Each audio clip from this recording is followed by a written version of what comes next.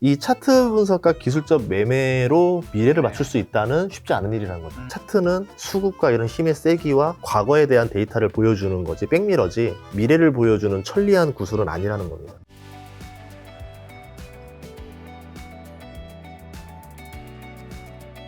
이 책에 보면 주가는 강아지와 같다는 앙델 코스탈리 이론, 뭐 굉장히 많은 분들 알고 계시고 인용했던데, 야, 이 주가 가치보다 낮아졌을 때 버틸 수 있는 힘의 한계치는 어디일까요? 사실 내가 틀렸을 수도 있는 거잖아요. 아니, 그러니까 아까 말씀해 주신 이 이전 영상에 보면 뭐 시멘트라든가 조선주, 이 슈퍼개미분과 또 제자인 전인구 소장님이 뭐 일부 같이 겹치는 섹터도 있는데 6년, 7년 기다렸다라는 게 결론적으로는 이제 진짜 좋아져서 오른 것도 있겠지만 아닌 경우도 있을 거란 말이죠. 와, 이게 내가 틀렸는지 이게 버텨야 되는 걸 어떻게 구분하고 그 다음에 버텼을 때 와, 이 인내심 한계치 어디까지 둬야 될까요? 돈을 벌어들이는 능력에 문제만 없다면 그냥 견딥니다. 근데 그 돈을 벌어들였을 때는 지금 주가보다 훨씬 더 많이 오를 수 있다.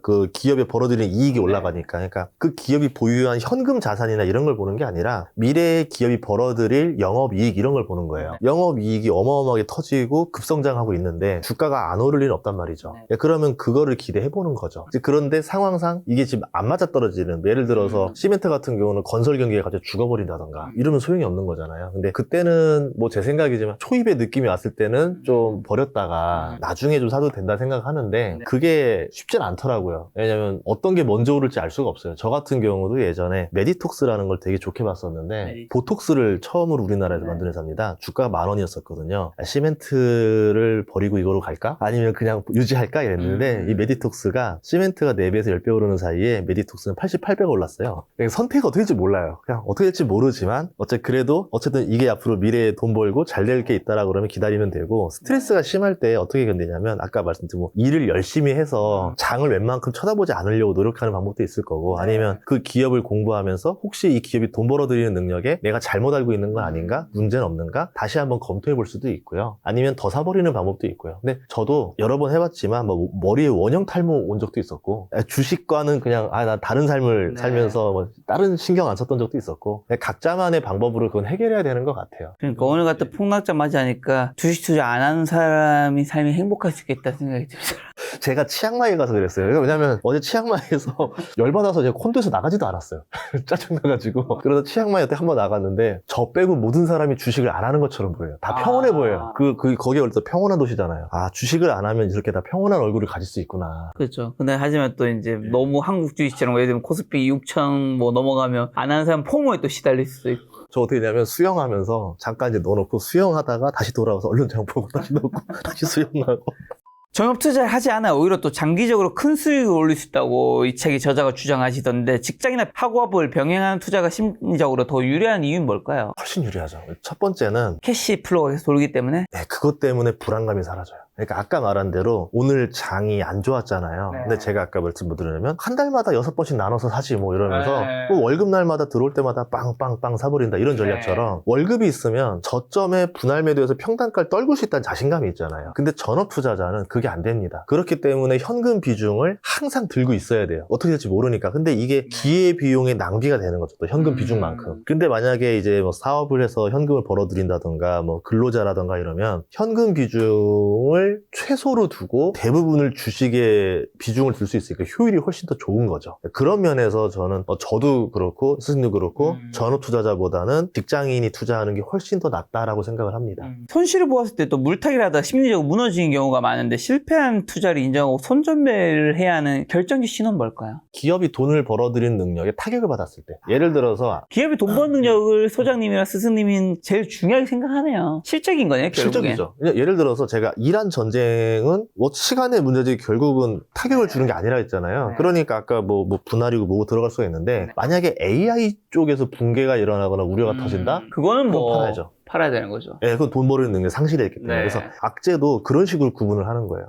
그냥 괜찮아? 뭐 견뎌보지 뭐. 아니면은 이거는 아니다. 얼른 빨리 팔자. 그러니까 남보다 빨리 팔면은 손실을 줄일 수 있어요. 근데 우선은 내리는 거 보고 팔자 그러면은 대응도 안 돼요, 그때는. 그래서 이 돈을 벌어들이는 능력이 상실됐나 안 됐나를 기준으로 보고 조금이라도 기스나는 것 같으면 던져버린다. 이렇게 보시면 될 것 같아요. 오히려 이러한 사태 같을 때는 어느 정도 버티는 게 좀 필요한데, 기업의 실적에 실제적으로 스크래치가 나기 시작 시작하면 일단 매도하는 게 낫다. 그리고 또 하나는 이제 대중의 광기도 좀 활용했으면 좋겠어요. 이거는 뭐 피터 린치도 쓰는 방법 중에 하나인데, 대중이 그만큼 참여자가 늘었다라는 거는 기업의 실적 대비 주가가 프리미엄이 많이 붙었다는 얘기입니다. 우리 뭐 김치 프리미엄 이런 얘기 하잖아요. 그런 것처럼 프리미엄 붙은 상태에서는 언젠간 이 프리미엄이 빠질 수밖에 없거든요.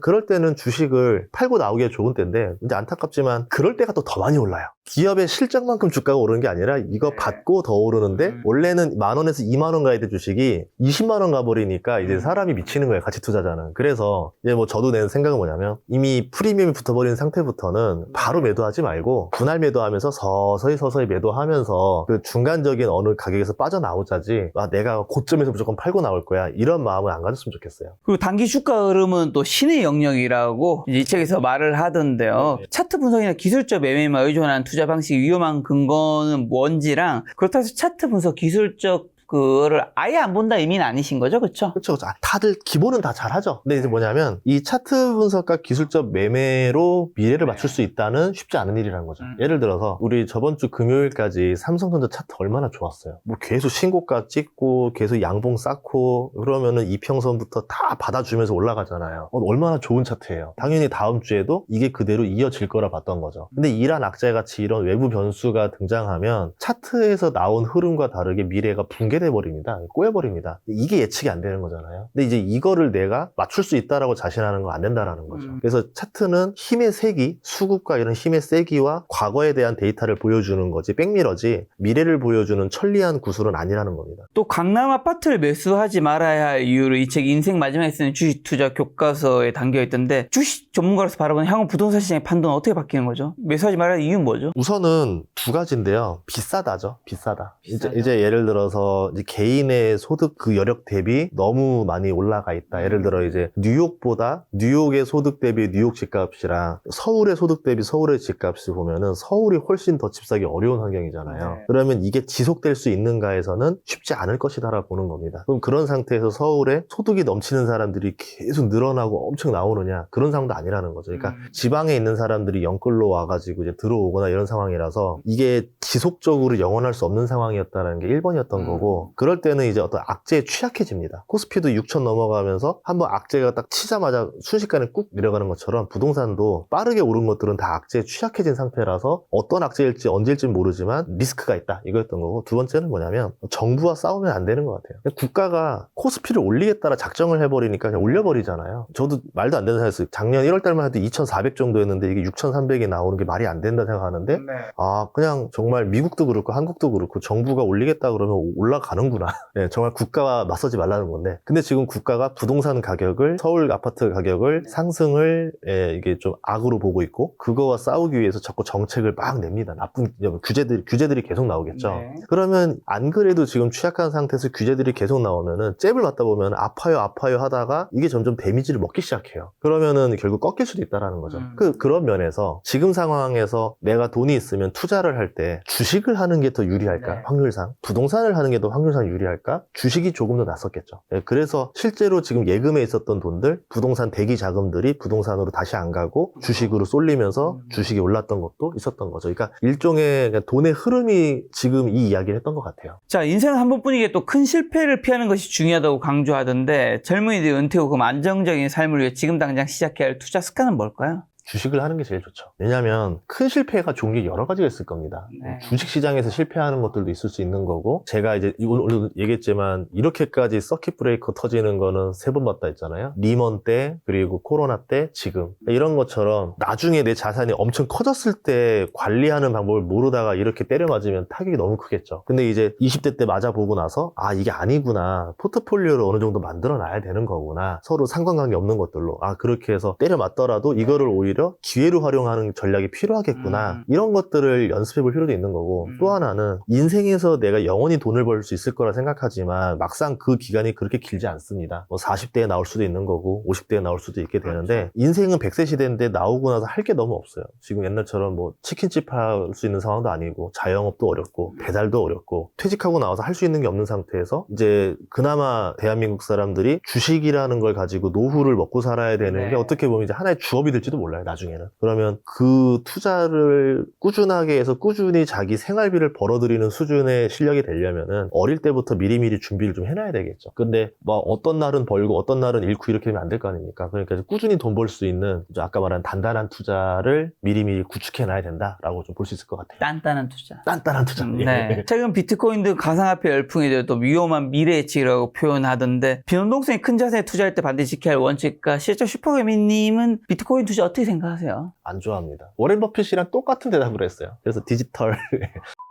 예, 뭐 이렇게 표현을 하죠. 예, 근데 또 시간이 지나면 또 바뀌어요. 이게 왜냐면 이게 트럼프 정부 들어오면서 비트코인을 이렇게 또 자산화하게 되니까 그렇게 쓰레기라고 했던 분들도 비트코인에 대해서 어느 정도 인정을 해주고. 저도 뭐 네. 전인구 소장인데 비트코인 투자를 했던 시절이 있잖아요. 지금도 뭐 간간히 할 때가 있고 매도 사고 팔 때가 있듯이. 그렇죠. 그러니까 저도 트럼프 정부 이후부터는 되게 긍정적인 전망으로 많이 바뀌었던 사람 중에 하나고요. 그런 것처럼 뭐 이렇게 활용하는 방법도 있는데 일반적으로 위험 자산이라는 포트폴리오 비중이 따로 있을 거예요. 나는 위험 자산 비중 10%야, 15%야. 그 안에 위험 자산들을 이렇게 배치하는 방법 정도로서 괜찮지 않을까라고 보고 있는 거죠. 그래서 아마 여러분들이 하고 있는 거에 뭐 내가 지금 위험 자산 비중을 몇 프로 가지고 있나 좀 보신 다음에 너무 많이 갖고 있다 그러면은 위험 자산 포트폴리오를 좀 비중을 줄이고 그 안에서 뭐 비트코인 얼마, 뭐 어떤 건 얼마 이렇게 좀 배분하시면 좋을 것 같습니다. 비트코인이 9,900만 원, 1억이 좀 안 되는 가격이고 9,200 바닥을 좀 지지다가 지금 9,900인데 바닥이라고 보시나요? 지금 악재가 이렇게 터지고 증시가 내려가고 뭐 한다 하더라도 비트코인이 지금 66,000달러 선에서부터 계속 지금 지지를 하고 있거든요. 그러니까 이 선 자체가 굉장히 강한 바닥권대라는 거죠. 그렇죠. 지금 지지가 좀씩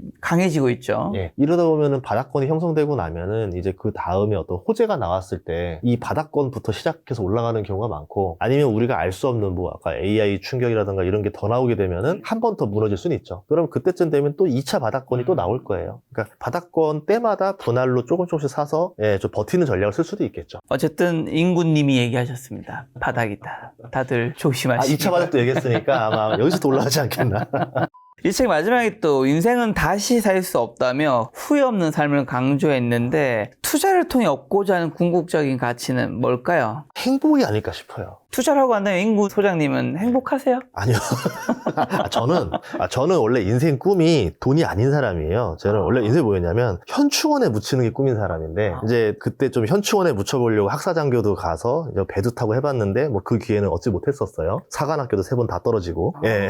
저희 할아버지가 현충원에 묻혀 계셔서 그러니까 어떻게 사는 거냐도 중요하지만 저는 어떻게 죽는 게 가장 의미 있는가를 고민을 많이 해보는 사람이라 좀 별개의 영역이라고 보시면 될 것 같고 이제 대부분의 사람들은 돈이 좀 많으면 할 수 있는 것들도 많죠. 가족들의 행복도 지켜줄 수 있고 더 해줄 수 있는 옵션들이 많잖아요. 근데 돈이 없으면 굉장히 불행해집니다. 특히 이제 노년이 불행해지면 더 슬퍼지죠. 차라리 젊을 때 고생하더라도 노년이 행복해지는 게 난데 그렇게 하지 못하는 사람들이 너무 많이 있었던 거죠. 그래서 이 투자를 통해서 우리가 자산을 어느 정도 일구고 근데 그 일구는 과정에서 이 가정의 소중함이라던가 본인의 젊었을 때의 뭐 건강이라던가 이런 것도 다 지켜나가면서 해야 될 거고 그렇게 한 다음에 여러분들이 좀 불행하지 않은 노년을 가져가는 게 궁극적인 가치가 아닐까. 투자가 줄 수 있는. 왜냐하면 모든 사람한테 막 당신 재벌 될 거예요. 막 엄청난 떼부자가 될 거예요. 투자하면 그런 거를 주는 거는 희망 고문이라 생각해요. 근데 투자만 잘하면 여러분이 불행한 노년 없이 자녀들한테 용돈도 줄 수 있고 아프면 병원도 갈 수 있고 뭐 치료비가 뭐 몇 억 나온다는데 아이고 그 정도 낼 수도 있지 뭐 이렇게 낼 수도 있고 얼마나 좋아요. 그렇게 되는 삶이 기본적으로 앉혀지는 게 우리가 이제 궁극적으로 좀 추구해야 되는 삶이 아닌가 생각을 합니다. 제가 며칠 전에 만난 뭐 청와대 자산가 그런 얘기 하시더라고요. 우리가 돈을 벌어야 되는 이유 중에 하나 경제적 이런 것 중에 하나가 자기는 선택하는 삶을 살고 싶다. 굉장히 많은 게 좀 담겨있는 의미 같다는 생각이 들더라고요. 어쨌든 그 자유 무엇이든지 내가 선택할 수 있는 거기에 그런 것들이 행복을 좀 주지 않을까. 가시기 전에 증시 마무리로 딱 한 3개 정도만 드리고 끝내려고 하는데 자 이전에 지금은 증시가 좀 이제 대외에 워낙 큰 변수로 떨어지긴 했지만 지수 상승 이끈 핵심 동력이 정부의 정책 드라이브 뭐 기업 밸류 프로그램이라는 상법 개정안 통화 완화 기대 반도체 실적 개선 등이 있었는데 지금 뭐 이러한 사태 이슈는 뭐 우리가 어떻게 끝날지는 그 누구도 알 수 없고 우리가 사실은 한국이 뭐 관여할 수 있는 바가 지금 없기 때문에 우리는 기다려야 되는 거고 지금 앞에 있는 증시를 끌어올린 요소는 이란 사태 끝나면 다시 증시 상승을 끌어올리는 요소가 될 텐데 이 동력들은 언제까지 유효할까요? 이 동력들이 유지된다라는 전제하에서 제가 보는 거는 말 그대로 밸류업입니다. 예를 들어서 예전에 코스피 PER이 뭐 9배를 유지했다. 근데 미국은 뭐 15배, 17배 유지하잖아요. 이게 밸류의 차이였던 거예요. 지금 했던 정책들, 뭐 밸류업 프로그램 상법 개정화, 뭐 자사주 매입 소각 이런 것들을 하게 되면은 이제 코스피 평균 밸류, 이 기본 밸류가 9배가 아니라 15배 정도는 먹고 시작하는 거죠. 미국만큼까지는 아니겠지만 네. 그렇게 되면 기본적으로 체력이 좋아진 상태인 거예요. 예전에 코스피 2400이 기본 베이스가 아니라 이제 코스피 한 4500 이런 것들이 네. 기본 베이스로 자리 잡고 그 다음에 이제 업종에 따라서 업황이 좋은 것들 위주로 또 주가가 올라가면서 이제 지수가 왔다 갔다 하지 않겠는가 이렇게 보고 있습니다. 그러면 우리가 봤을 때 기업 밸류업은 뭐 전혀 이상 없죠. 이번 악재와 상관없이. 그리고 뭐 반도체나 이런 기업들이 돈을 벌어들이는 능력에도 문제가 없습니다. 그러면 전혀 문제가 없고 단지 이제 문제가 있는 거는 저의 마음만 있는 거죠. 불안함이 지금 모든 게 근원인 거지. 투자에서 제일 싫어하는 게 불확실성입니다. 차라리 이란이 공격해서 호르무즈 공격해서 원유가 30%가 줄어든대라고 하면은 이거를 다 선반영하기 때문에 악재가 안 될 거예요. 근데 어떻게 될지 모른데 몇 달 걸릴지도 모르고 영원할지도 모르고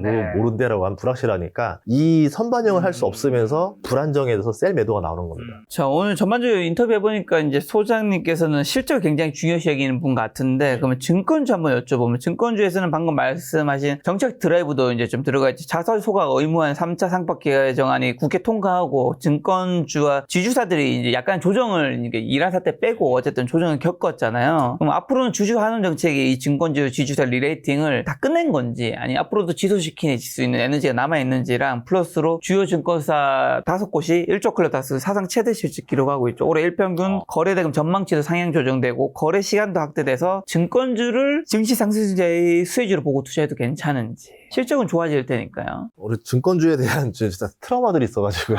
보통 이제 증권주가 이제 막 파이널 칠 때가 보통 상승장 마지막일 때가 많아가지고요. 그래서 증권주는 원래 진짜 많이 오릅니다. 상승장 끝물일 때 엄청나게 빠른 속도로 올랐어요. 이미 끝물의 상승일 수도 있다는 얘기인가요? 그러니까 먹을 게 없다는 거죠. 두 가지 이유인데 뭐 그럴 수도 있지만 그게 아니라 하더라도 이미 벌써 증권사들 PER이 너무 높습니다. 그 지주사도 오를 것들은 꽤 많이 올랐어요. 이게 밸류업을 한번 먹어버렸어요. 그 전에 샀으면 모르겠지만 벌써 밸류업 다 돼서 체력 올라간 상태에서 그때부터 더 오를 거라고 보는 건 좀 아닌 것 같고 지주사 중에서 아직 덜 오른 게 좀 있습니다. 대형은 많이 올랐는데 대형 말고 소형들도 있어요. 소형들 중에서 이제 아마 3월이니까 주주총회 좀 시작하겠죠? 여기서부터 지분 문제라든가 지분 싸움 또는 뭐 사모펀드가 들어와서 경영권 분쟁, 뭐 소액주주들이 결의해서 뭐 이런 것들 그렇게 되면서 이제 기업에 대해서 개선하지 않으면 우리가 경영권을 공격하겠다. 이런 형태의 지주사 위험 노출된 것들이 많이 있으니까 그런 것들은 좀 노려볼 만할 것 같아요. 그리고 이제 올해 가장 키워드인 피지컬 AI도 여쭤보면 LG전자도 피지컬 AI 경쟁력 앞세워서 굉장히 신고가도 경신했었고 현대차도 로봇 선두주자로 구성하면 시총 3위에도 올랐었는데 이 두 개 기업을 포함해서 로봇주 투자할 만한 기업은 어디인지랑 투자해도 괜찮은 거고 사실 로봇주는 또 실적이 좀 잘 안 나오는 영역이라서 네, 그래서 안 좋아합니다. 안 좋아하신다. 네, 그래서 이제 뭐 안 올랐으면은 그래도 예전에 테슬라 때처럼 실적이 안 올랐더라도 주가가 바닥이라 생각하면 투자해볼 만한데 주가는 이미 너무 많이 오른 상태에서 실적이 당장 나올 그 각이 안 보여요. 1, 2년 안에 매출을 잡힐 것 같아 보이진 않아요. 그러면 PER은 PER대로 올라갔고 주가는 주가대로 올라갔고 아직 당장 벌어들이는 현금이 눈에 보이지 않고 그럼 제 입장에서는 지금은 살 때는 아닌 것 같다. 뭐 나중에 한 번 더 또 기회가 오면은 그때 사는 게 낫지 않겠나 이렇게 보고 있습니다. 저희 시청자분의 마지막 투자 조언 한마디만 좀 주고 가신다면요. 변수들은 그렇게 바뀌는 건 없어요. 근데 이제 투자자들 보면은 자기 마음이 제일 많이 바뀝니다. 아침에는 사야겠다 마음 먹었다가 저녁 되면 팔아야 되겠다 마음 먹는 게 투자자니까 여러분의 마음을 시키는 대로 하지 말고 최대한 이성의 기준을 둔 상태에서 합리적인 판단으로 투자를 하시면 좋을 것 같습니다. 중요한 건 오늘 이제 촬영 중에 전인구 사장님은 코스피 200을 샀다. 이게 굉장히 여러분의 투자 조언이 되지 않을까. 아, 힘들 때 사야죠. 네, 힘들 때 좀 사야죠. 네. 우리들의 마중물이 되고 계신 소장님에게도 오늘 투자가 좋은 결과로 이어지길 바랍니다. 오늘 만난 손님은 전인구 소장님이었습니다. 지금까지 소중한 시간 함께해 주셔서 정말 감사합니다. 오늘도 김 작가였습니다. 고생 많으셨습니다. 고맙습니다.